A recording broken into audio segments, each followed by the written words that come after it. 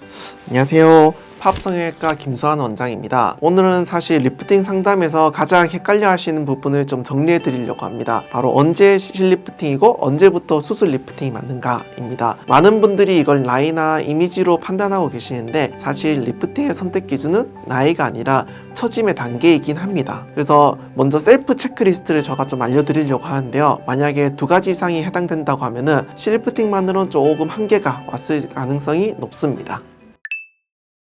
자, 그래서 첫 번째는 이제 실리프팅을 했는데 얼굴을 당긴 느낌만 있고 거울 속 변화가 크지 않을 때, 두 번째는 예전보다 실리프팅 효과가 빨리 사라진다고 느껴졌을 때, 세 번째는 웃지 않아도 팔자 턱선 처짐이 항상 눈에 들어올 때, 네 번째는 볼 아래 또는 이벽이 약간 무겁게 내려와 있다, 이런 느낌이 들 때 해당할 수 있습니다. 4가지 체크리스트 중에 2가지 이상이 해당된다고 하면은 지금은 사실 리프팅 방법을 좀 바꿔야 될 수도 있다 생각할 수 있습니다. 이렇게 되면은 보통 저희는 이제 수술 리프팅을 좀 더 권해드리는데요. 실리프팅을 더 강하게 하거나 아니면 개수를 늘리는 것보다는 약간 수술적인 그 거상이 좀 더 들어가면서 개선하는 게 좀 더 합리적입니다. 그래서 거상은 일반적으로 이제 실을 걸어서 당기는 방식이 아니라 보통 이제 절개를 해서 아래쪽으로 이동한 연부 조직을 이제 원래 위치로 약간 올려서 정리해주는 방식이기 때문에 아무래도 효과나 유지 측면에서 차이가 납니다. 그러면은 왜 이럴 때는 이제 거상이 좀 더 맞을까요? 이 시점에서 이제 문제가 피부 탄력 자체보다는 이제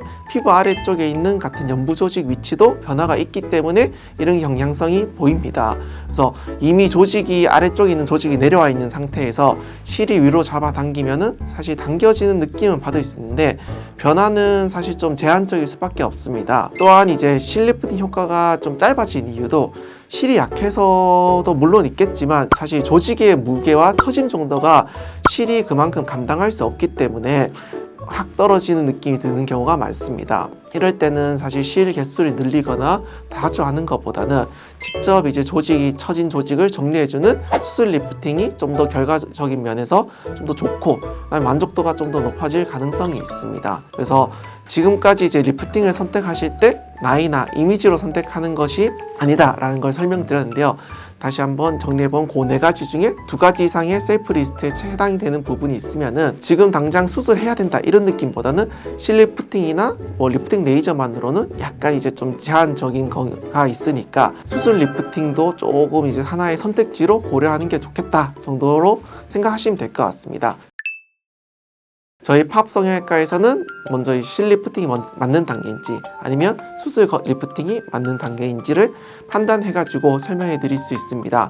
오늘 영상이 지금 내 얼굴에 맞는 리프팅 방향을 정리하는 데 도움이 되셨으면 좋겠습니다. 오늘도 시청해 주셔서 감사합니다.